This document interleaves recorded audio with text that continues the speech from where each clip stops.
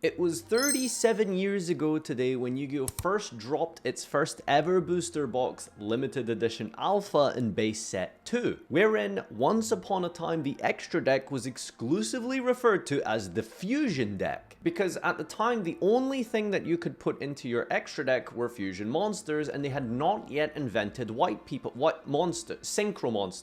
At some point after a bit of judge controversy and some wasted paper at a German national 15 odd years ago, it was decided that perhaps having an infinite cap on the number of extra deck monsters a player can bring to an event was probably going to be quite unreasonable, though at the time, having a cap wasn't to limit the power or the utility of the extra deck. It was a matter of convenience so as to not have two German guys show up to your table with what appears to be the casing of some sort of RPG missile. Yet it is strange to consider that after 3 or 4 new summoning mechanics, rising power and general versatility of the extra deck, the number 15 has remained stagnant for almost 2 decades. As a general principle, with the addition of literally thousands of cards, this does seem to be a little bit odd. So it begs the question, does Yu-Gi-Oh require a bigger extra deck to compensate? Or is in fact the rising power in and of itself a reason to deter you from actually playing more cards in the extra deck? Let's dive into this topic, dissecting it from top to bottom and see what we can come out with. But first, please become a member of the coolest yet most insignificant corner of the internet that exists, the Farfa patrons. Seriously, it would mean a lot to me if you've been enjoying my videos recently. I polled over 5,000 of you on my Twitter, and about half of you said that the extra deck size should stay the same, with a further quarter saying it should in fact decrease. The remaining 25%, a measly quarter, want to increase the extra deck size completely. So why is it that we appear to be that the extra deck should remain the same or even decrease such a overwhelming majority in this discussion? I'm already not a big fan of how the game has shifted so that the extra is mostly engine instead of being there for utility or end boards. Increasing the size would make deck building worse by removing some of the tension between engine cards and utility cards fighting for space. This is a decent summary here, so let's break it down a little bit. Sprite Gigantic, Sprite Elf, these are engine cards and they help your deck win by making it do what it needs to do. Something like Zeus or Area the Water Charmer are utility cards and help you deal with your opponent. These usually exist to interact in some sort of way rather than just spit out innumerable monsters out of the deck. Historically, if we look at how the extra deck functioned, it was basically almost all utility. Monsters like Maestroke, the String Djinn, would exist to help you deal with your opponent's board, as would something like a Black Rose Dragon. Nowadays, the game has increased in power and speed to the point where the extra deck is basically there to lean towards engine cards rather than utility cards. It is not uncommon for some combo decks in the modern era to use 10 to 12 extra deck monsters on their very first turn, literally spitting out body after body that floats,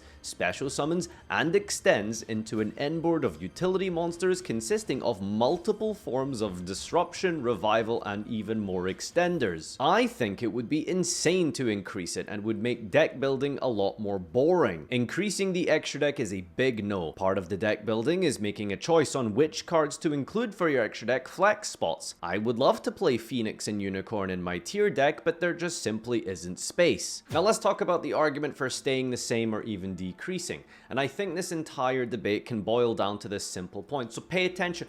Look at me. Take away anything from this video to this point.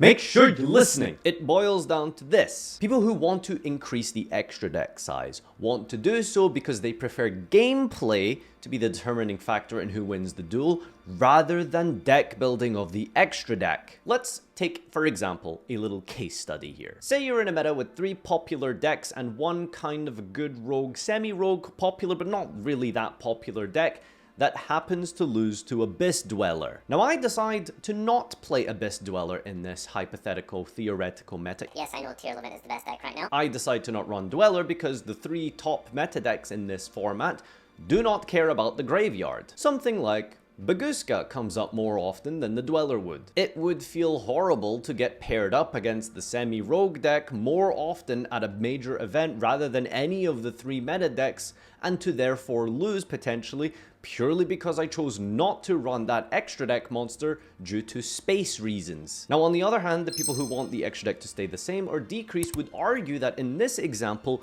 You made a concession and you made a choice to not run that card, and therefore you should be punished because of the deck building decisions that you had made prior to entering the event that had led to your downfall. So it begs the question, should you lose because you got the variance pair against a specific matchup multiple times that you did not deck build for, even though you could argue it mathematically wasn't sensible to do so? The argument is that you shouldn't lose a duel because of the arbitrary variance involved in this specific matchup. The extra deck exists as a toolbox. I specifically needed Zeraboros exactly. That would win me the game here. But I only have space for one Link 4 monster in my extra deck. And you know it's never gonna be replacing Access Code Talker no matter what the situation is. So this, I think, really is where the argument boils down to. Is deck building, or is the gameplay more important? Decrease to 12 so that combo decks need to either give up ceiling or flexibility to fit in their full engine. If Tier wasn't able to run Elf, Zeus, and Redoer due to deck space, the deck would have a lower ceiling and therefore less flexible plays. I like 10 because decks should have strengths and weaknesses and not just different flavors of the same core tools. I don't mind Nightmares and Access Code when they actually take up a valuable slot and they aren't there just because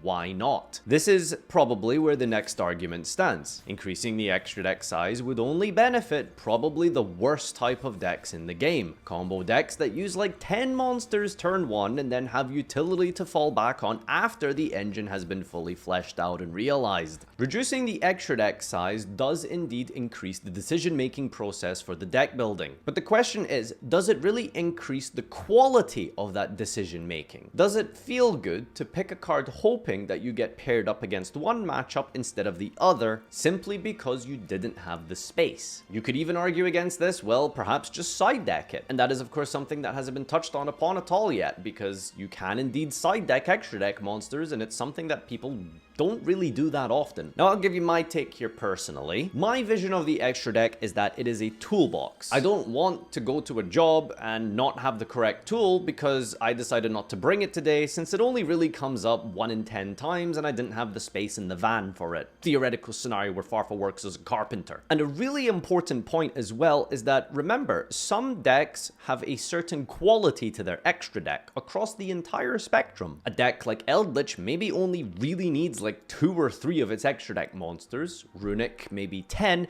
and tier limit all the way up to probably the entire 15 slot is pure engine. But on the other hand, decks which aren't even really good at all, like Plants, could probably use 12 cards in the one single turn. So across the entire spectrum of the game, you will see and find that the quality of the extra deck monsters and those important valuable slots are really not that big of a deal for some decks compared to other decks. There is a large varying degree of fixation on each individual slot depending on what deck you're playing, meta or non-meta. Should you be punished for simply needing more engine than other decks by virtue of your archetype's design? You could, on the other hand, argue it was your deck building decision that you made to decide to play this exact deck with the risks and weaknesses of not having enough extra deck slots. But what do you think about this? Leave a comment down below and I'll have a little read at them and see what you have to say on this very important deciding matter, especially as we approach potentially maybe the reveal of an entire new mechanic. Please support me on Patreon. Check out my live content, most importantly on twitch.tv/Farfa. There's TikTok as well, and my Twitter where I regularly have these types of discussions and alright, take care, adios, peace, and see you next time. Boop.